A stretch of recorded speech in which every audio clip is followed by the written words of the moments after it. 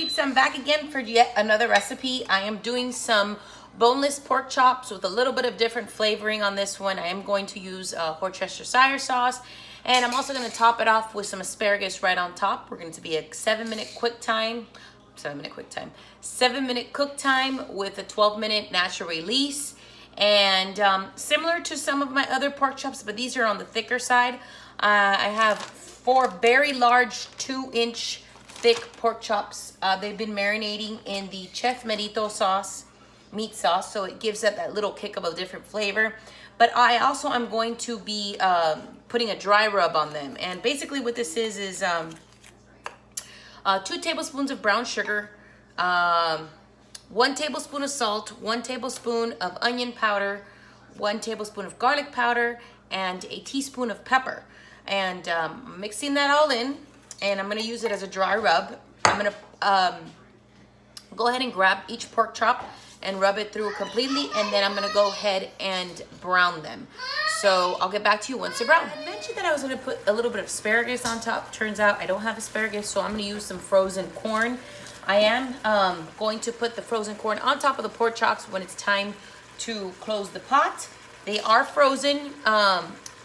Because they are frozen, they will cook really well inside the Instant Pot. But if they weren't, I would probably overcook them. So make sure you use frozen corn on the cob or something that cooks very easily. Just make sure they're frozen, because then they'll turn into mush pretty much. Sorry, the kid is officially walking, so you know I have to work around him. I forgot also to mention that instead of olive oil, I'm using a butter base. So I put a tablespoon of butter to brown. Once you're done with browning, go ahead and take out your meat. We're gonna go ahead and add a cup of chicken broth and also a 1/4 cup of Worcestershire sauce. And I can never say that word for the life of me. Worcestershire. You know what I mean. 1/4 cup of that and a cup of chicken broth, and we're gonna go ahead and scrape the bottom of the pot. Make sure there's no brown spots on there before we continue the process of the cooking. Alrighty, I browned my pork chops a little bit more than I wanted to, but that's okay because it's just brown sugar burnt on them. But my pot did do some damage to my pot, so I'm gonna go ahead and add my 1 cup of chicken stock and start to deglaze my pot. You can also add the Worcestershire sauce now. About a 1/4 cup, but I love Worcestershire, so a little bit more won't do any problem. So I'm gonna go ahead and start deglazing my pot with the liquid, and once that's done, I'll go ahead and I place the pork chops back inside. All right, I went ahead and deglazed my pot. I'm gonna put my pork chops back inside, and my pork chops look red because of the marinade. So they'll be like, what pork chop? But they're huge, guys. Look how big they are.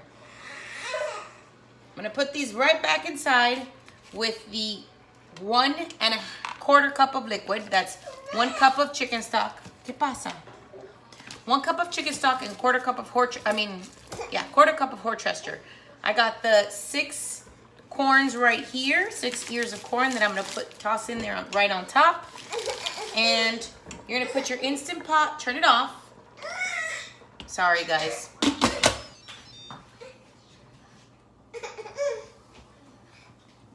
Okay, you're gonna turn your Instant Pot off. You're gonna go ahead and close your pot, put your vent to seal, and you're gonna put it on high pressure for 7 minutes.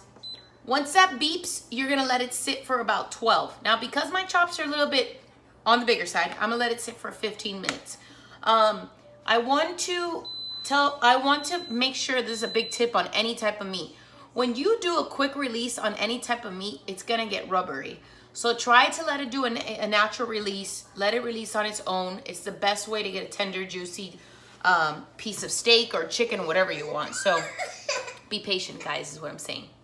All right, we'll get back to you when this is ready. All right, guys, my Instant Pot beeped. It now has been sitting for 12 minutes after the fact, so it's been natural releasing. There's no air in there. I'm gonna pop this open and we're gonna check these bad boys out.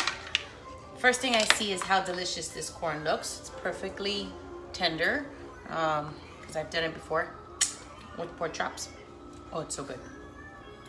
And let me pull out the corn first, and I'll show you how delicious these guys look. So here's a pork chop. And I always like to show you guys how tender these guys are. So, show you. I'm gonna cut through, easily cut, perfectly cooked. Let's give a little taste test.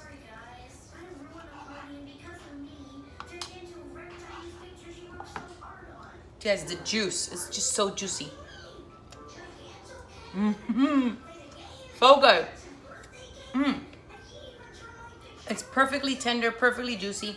And of course, the Instant Pot still has a lot of juice. So if you are doing this recipe to eat later on during the day, I will advise you to just leave it uncovered so it doesn't cook more, and just leave it in its sauce and then eat it later. If you just want to warm it up in the same Instant Pot and just put it on saute mode. But if you leave it on this setting, it'll keep it warm throughout the day, and it definitely won't cook it. Just make sure it's uncovered. All right, guys, if you try the recipe, let me know.